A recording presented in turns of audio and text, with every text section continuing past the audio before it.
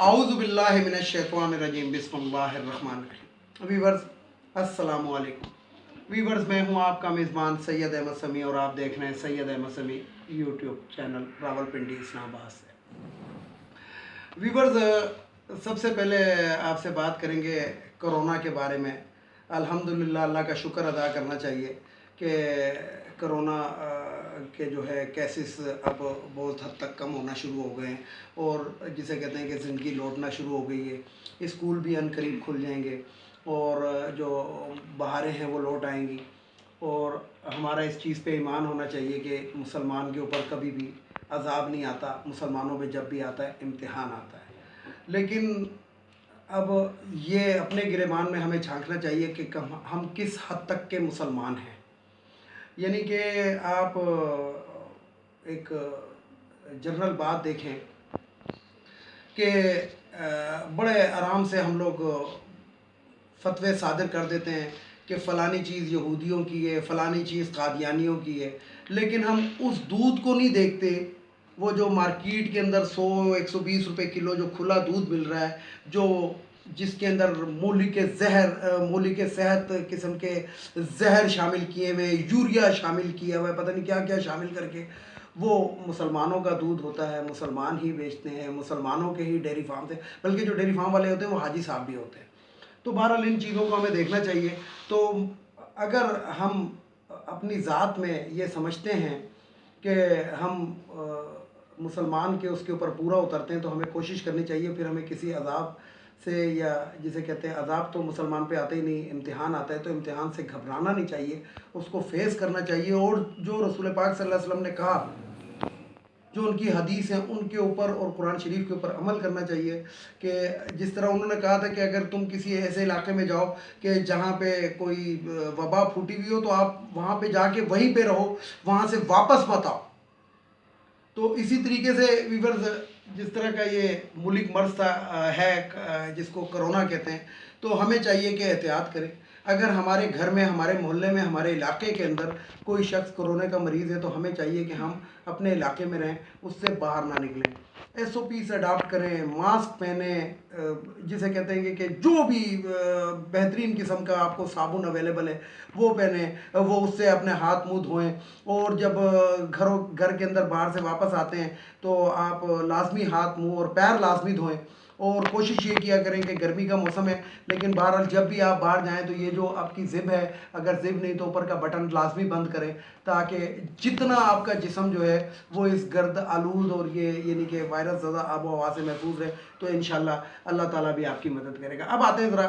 पाकिस्तान की सियासी ख़बरों की जानिब। सबसे पहली ख़बर तो आपको ये दे दूँ कि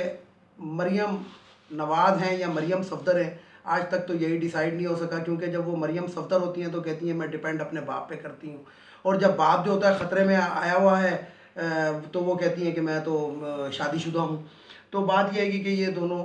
सरेंडर करने के लिए तैयार है। यानी कि मैंने जो एक वीडियो में कहा था कि ये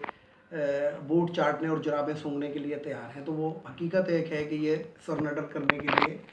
तैयार है। और जिसे कहते हैं कि बड़े केसेस में दरअसल ये रिलीफ भी ले चुके हैं, लेकिन अब आवाम के सामने भी ये चीज़ आ चुकी, हुकूमत के सामने भी आ चुकी, और हलकों के सामने, मुक़्तदर हलकों, ताकतवर हलकों के सामने भी ये चीज़ आ चुकी कि जनाब जब भी ये हाई कोर्ट या के अंदर जाते हैं तो इनको रिलीफ बड़ी जल्दी मिल जाता है। तो देखें, बात ये है कि यहाँ पे मैं आपको एक जुमला बता दूँ, और बड़ा ज़बरदस्त किस्म का जुमला है। जनरल रिटायर्ड हमीद कुल साहब मरहूम, अल्लाह ताला उनकी माग़फ़रत फरमाए और अल्लाह ताला उनको करवट करवट जन्नत नसीब करे। उस शख्स ने एक जुमला कहा था। उसने कहा था कि तारीख़ ये लिखेगी कि पाकिस्तान ने अमेरिका की मदद से रूस के टुकड़े कर दिए, और फिर कुछ अरसे के बाद तारीख़ एक और जुमला लिखेगी कि ISI ने अमेरिका की मदद से अमेरिका को अफ़गानिस्तान में शिकस्त दे दी। तो उन्हीं के इस जुमले को मैं आगे बढ़ाता हूँ कि ताकतवर जो होता है वो बहरहाल अपनी ताकत से ही ज़लील और ख्वार ज़रूर हो जाता है। यानी कि जो शख्स ये सोचता है कि मैं बहुत ताकतवर हूँ, मुझे कोई कुछ नहीं कह सकता, तो हाथी भी बहुत ताकतवर होता है, वो एक चूंटी की क्या हैसियत है, वो भी उसको मार देती है अगर उसकी सूंड में घुस जाए। तो यही इनके साथ भी हो रहा है, यानी कि लंदन के अंदर नवाज शरीफ की जितनी बेइज्जतियां होती हैं, घर से बाहर नहीं निकल सकता, नकाबें पहन पहन के, मुंह को ठक ठक के, पता नहीं क्या क्या कर करके कहीं निकलता है। अब तो खैर मैंने जो आखिरी इत्तलात हैं कि घर से बाहर निकलना भी बंद हुआ है, क्योंकि जिस मार्केट में जाए उधर चोर डाकू आवाज़ें आना शुरू हो जाती हैं,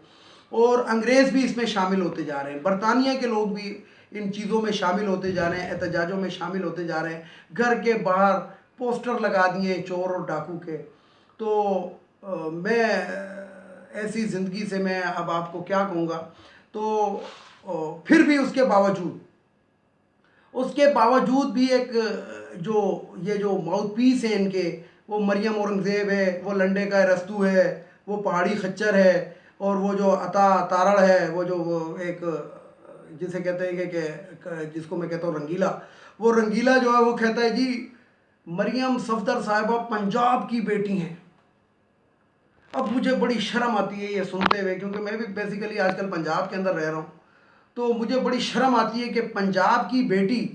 और जिसके दोनों भाइयों पे पाकिस्तान का कोई कानून लागू नहीं होता, रूपोश जिसे कहते हैं वारदाती, और वो एक लफ्ज़ होता है कि वो जो अदालत से भागा हुआ था भगोड़ा, तो इस किस्म के अलकाब, और उसके बावजूद ये कहते हैं कि जनाब हमारी सियासत ज़िंदा है। तो सियासत तो इनकी कब की मर चुकी। नया सॉफ्टवेयर डेवलप हो रहा है जैसा कि आपको मालूम है, तो सॉफ्टवेयर यही है, और वो सॉफ्टवेयर कल आपको कोयटा के जलसे के अंदर भी पता लग गया होगा, जो कोयटा के अंदर ज़ियारत के अंदर जो इमरान खान साहब ने खिताब किया। तो उस सॉफ्टवेयर के बारे में मैं ज़्यादा नहीं जाना चाहता, लेकिन मैं इतना बताना चाहता हूँ आपको कि मैंने अपनी एक वीडियो के अंदर कहा था कि जब सारे चोर डाकू लुटेरे जो हैं वो एक छतरी के नीचे, पीडीएम के नीचे जमा हो सकते हैं अपनी दौलत, अपने काले करतूत छुपाने के लिए, तो पाकिस्तान को बचाने के लिए भी ये जो 5-6 बड़े हैं ये क्यों नहीं इकट्ठे हो सकते। तो 5-6 बड़ों में से एक बड़े की तो मैं बात इसलिए नहीं करता कि वो तो सबसे मौजूद सीट के ऊपर बैठ के भाभी के आंसुओं को देख के फैसला दे देता है और अपने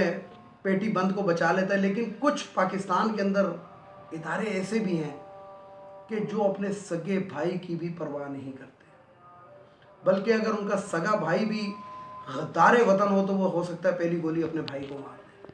तो सॉफ्टवेयर ये डेवलप हो रहा है कि बहरहाल, जैसे मैं अक्सर भी कहता भी रहता हूँ अपनी वीडियो के अंदर भी, कि इमरान खान एक ताकतवर वज़ीर आज़म है जो मैंने अपनी ज़िंदगी के अंदर देखा है। पाकिस्तान की तारीख़ की मैं बात नहीं करूँगा, मैं अपनी ज़िंदगी की बात करूँगा कि उसके अंदर इमरान खान एक ताकतवर वज़ीर आज़म है, और जो मुझे लग रहा है कि ये अब रहेगा। तो अब आप इससे अंदाज़ा लगा लें कि सॉफ्टवेयर क्या डेवलप हुआ है। अब मैं आपको एक और भी बात बताऊं कि आले शरीफ की एक ऐसा शख्स है आले शरीफ के अंदर के जिसको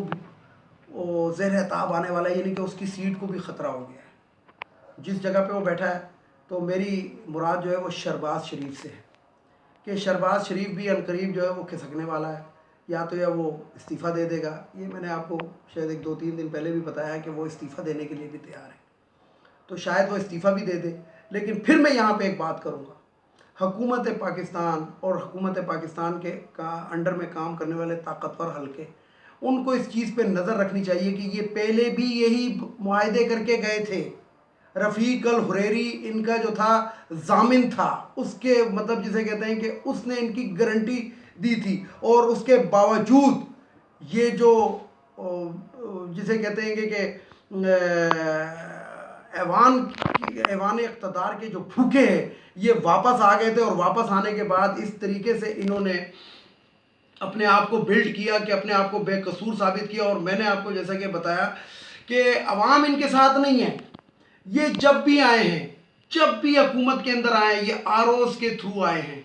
ये इलेक्शन कमीशन के थ्रू आए हैं, ये अदलिया के थ्रू आए हैं, ये इफ्तिखार चौधरी की पैदावार है कि इफ्तिखार चौधरी ने इनके ऊपर से मुकदमात ख़त्म किए थे। नहीं तो जस्टिस डोगर साहब तो इनको पहले नाअहल करार दे चुके हैं, नाअहल करार दे चुके हैं, और बल्कि नाअहल ही नहीं बल्कि वो तो इनको जिसे कहते हैं कि क्या कुछ करार दे चुका है अपने फैसले के अंदर। लेकिन होता क्या है कि ये जो पीपल्स पार्टी के अंदर एक ब्लैक शीप था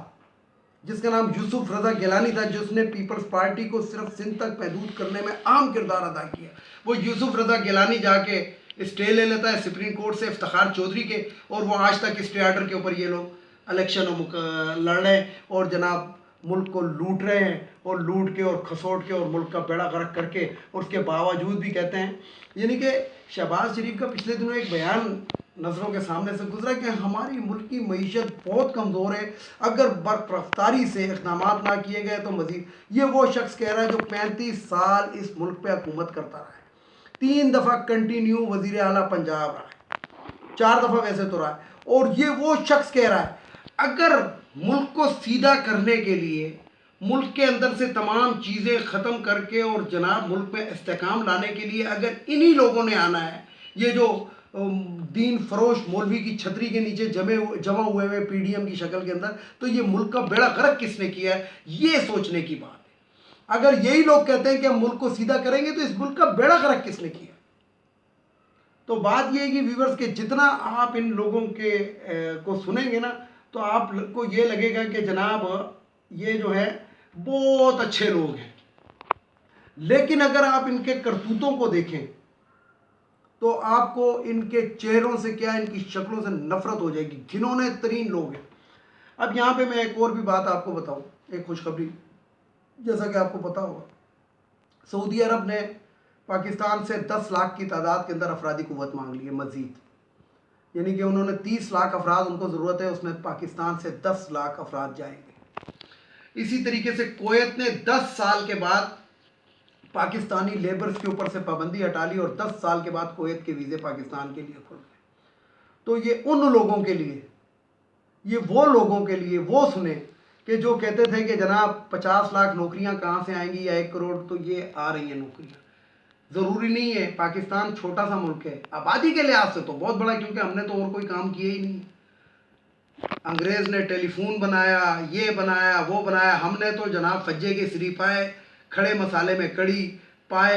निहारी, हम तो ये चीज़ें ईजाद करने वाले हैं। यानी कि आप जो प्रोग्राम टीवी का देखें तो उसके ऊपर डालडा का दस्तरखान, फलाने का दस्तरखान, मरियम आपा का दस्तरखान, तो ये दस्तरखान ही है। जबकि अगर अंग्रेज़ों का टीवी देखें तो वो क्या क्या रिसर्च दिखा रहे हैं, जानवरों से लेके खलाई मखलूक तक की तमाम वो रिसर्चें दिखा रहे हैं, लेकिन हम डालडा का दस्तरखान दिखाते हैं। तो बात यह है कि ये 2 खुशखबरियाँ ऐसी हैं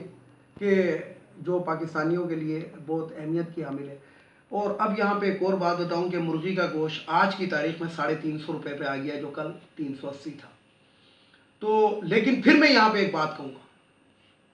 मैं इसके अंदर हुकूमत की कोई बात नहीं करूँगा। ये जो डीसी थे, एसी थे और कमिश्नर थे, ये इनकी ड्यूटियाँ थी, इनका काम होता है रोज़ाना की बुनियाद पे, ये हुकूमत का काम नहीं होता। ये एसी, डीसी और ये जो होता है कमिश्नर होता है, ये इनका काम होता है रोज़ाना के नर्ख तायुन करना, सब्जी मंडी से लेके हर चीज़ के। इन्होंने अरबों रुपए इन दिनों में कमाए हैं,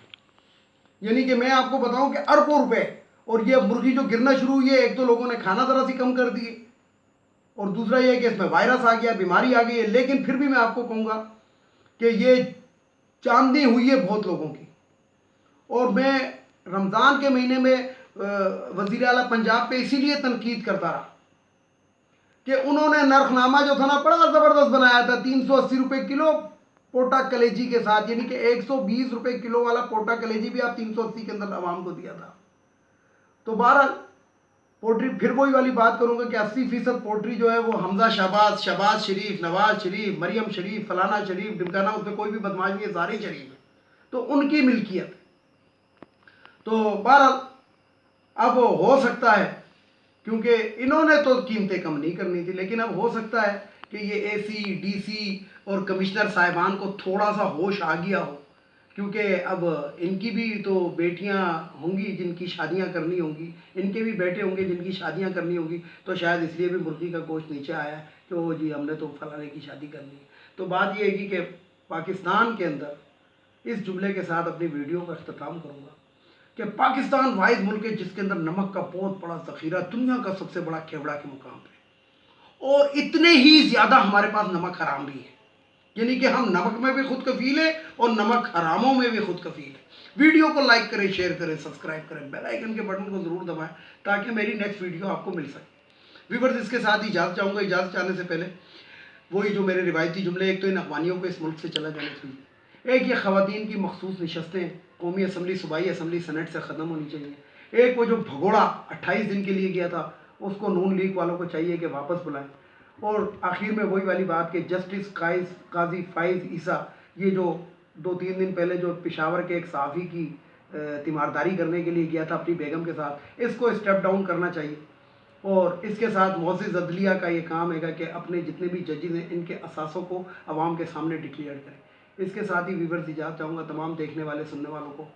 अल्लाह हाफिज़। और आखिर में वही नारा, पाकिस्तान जिंदाबाद, पाक पाइंदाबाद।